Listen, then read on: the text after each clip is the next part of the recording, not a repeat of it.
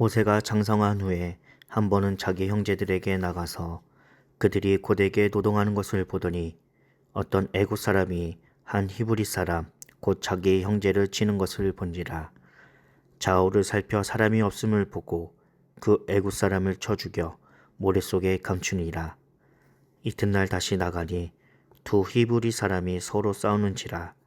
그 잘못한 사람에게 이르되 내가 어찌하여 동포를 치느냐 하매 그가 이르되 누가 너를 우리를 다스리는 자와 재판관으로 삼았느냐. 내가 애굽 사람을 죽인 것처럼 나도 죽이려느냐. 모세가 두려워하여 이르되 일이 탈로 되었도다. 바로가 이 일을 듣고 모세를 죽이고자 하여 찾는지라. 모세가 바로의 낯을 피하여 미디안 땅에 머물며 하루는 우물 곁에 앉았더라. 미디안 제사장에게 7달이 있었더니 그들이 와서 물을 길어 구유에 채우고 그들의 아버지의 양떼에게 먹이려 하는데 목자들이 와서 그들을 쫓는지라. 모세가 일어나 그들을 도와 그 양떼에게 먹이니라. 그들이 그들의 아버지 루엘에게 이를 때에 아버지가 이르되 너희가 오늘은 어찌하여 이같이 속히 돌아오느냐. 그들이 이르되 한 애굽 사람이 우리를 목자들의 손에서 건져내고 우리를 위하여 물을 길어 양떼에게 먹였나이다. 아버지께 딸들에게 이르되 그 사람이 어디에 있느냐. 너희가 어찌하여 그 사람을 버려두고 왔느냐. 그를 정하여 음식을 대접하라 하였더라.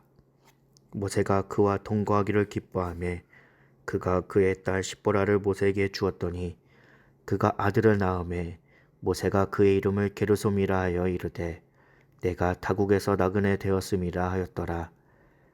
여러 해 후에 애굽 왕은 죽었고 이스라엘 자손은 고된 노동으로 말미암아 탄식하며 부르짖으니 그 고된 노동으로 말미암아 부르짖는 소리가 하나님께 상달된지라. 하나님이 그들의 고통을 들으시고 하나님이 아브라함과 이삭과 야곱에게 세운 그 언약을 기억하사 하나님이 이스라엘 자손을 돌보셨고 하나님이 그들을 기억하셨더라. 이 시간 하나님의 일꾼이라는 주제를 가지고 함께 말씀을 살펴보도록 하겠습니다. 한 사건이 인생에 있어서 중요한 전환 포인트가 될 때가 있습니다. 오늘 본문은 모세가 한 사건으로 자신의 인생이 바뀌는 일을 경험하게 됩니다. 그것이 어떤 사건이며 그것을 통한 하나님의 계획은 무엇인지 이 시간 함께 살펴보도록 하겠습니다. 첫 번째로 예상하지 못한 사건의 발생입니다. 모세는 바로의 딸의 건짐을 받아 애국 궁전에서 자랐지만 그의 정체성은 흔들리지 않았습니다. 그는 자신이 애국 사람이 아닌 히브리 사람, 곧 이스라엘의 공동체의 한 사람임을 확신했습니다. 그런데 어느 날 애국 사람이 히브리 사람을 치는 것을 보자 분을 참지 못해 애국 사람을 죽이고 맙니다. 모세는 왜 분을 참지 못했을까요? 그 이유는 형제로 생각했기 때문입니다. 그래서 모세는 애굽 사람을 쳐 죽이고 땅에 묻어버렸습니다.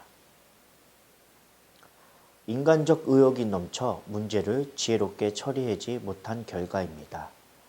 이 사건으로 모세는 애굽 궁전에서 애굽 문물을 배우고 왕자로서 자랐지만 하나님의 백성으로서 이스라엘 민족을 구원할 지도자로서 필요한 인격을 갖지 못했음을 나타나고 있습니다. 그는 상한 판단력, 심증안 등 여러 가지 문제로 부족했습니다.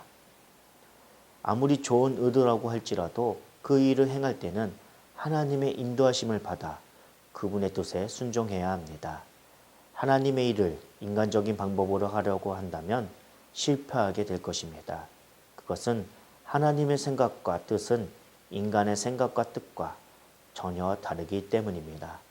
그렇기에 우리의 부족함을 항상 잊지 말고 겸손함으로 하나님의 지혜를 구하는 저와 여러분이 되기를 간절히 소망합니다. 두 번째로 철저하게 낮아지게 하셨다는 것입니다. 미디안 땅으로 도피한 모세의 행동은 인간적인 혈기로 인해 발생한 것이었기 때문에 그에게는 이제 자숙의 시간이 주어졌습니다. 그는 이방 땅에서 이방 가정을 만나 그곳에서 가정을 이루고 양치는 목동으로 40년이란 세월을 보내게 됩니다. 모세는 40년이란 세월 동안 자신의 존재에 대해 깊이 생각을 했습니다. 하나님은 한때 강대국 애국 왕국의 왕족으로서 학문과 무예를 익힌 모세를 철저하게 낮추심으로 그가 자신의 부족함을 깨닫고 겸손한 마음을 갖게 하셨습니다. 하나님은 일꾼을 예비하시고 단련하시며 만드시는 분이십니다. 지금 우리 앞에 예상하지 못한 어려움으로 고난 중에 있습니까? 고난 속에 하나님의 뜻과 섭리가 있음을 기억하고 주시는 훈련을 믿음으로 감당하기를 간절히 소망합니다. 하나님의 일은 아무나 할 수 있는 게 아닙니다.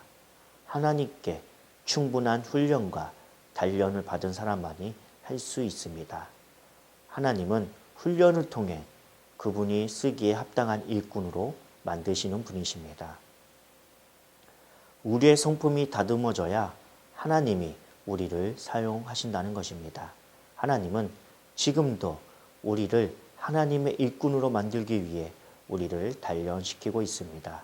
그렇기에 훗날 출애굽 역사의 주인공이 된 모세와 같이 하나님의 나라에 긴 쓰임받는 저와 여러분 되기를 간절히 소원합니다.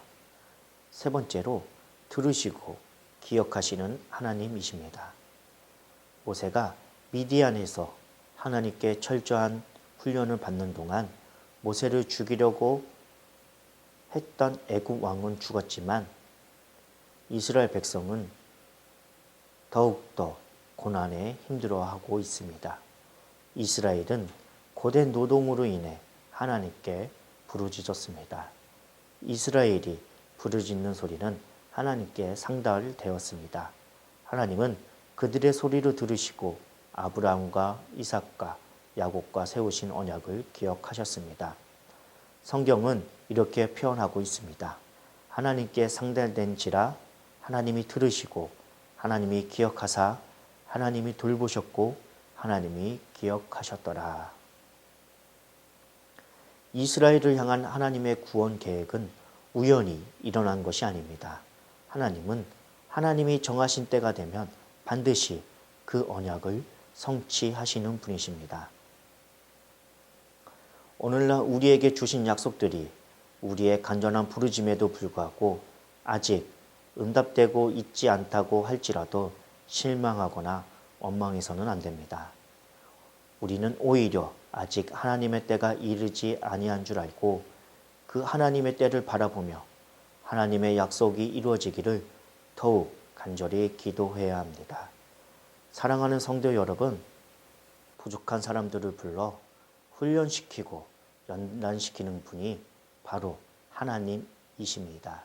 그리고 그런 사람들을 불러 하나님의 역사를 써 가십니다.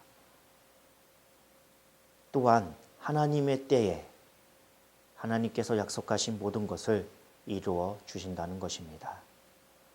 오늘도 주신 말씀을 생각하면서 구원자이신 하나님을 더욱더 붙들고 나아가기를 간절히 소망합니다.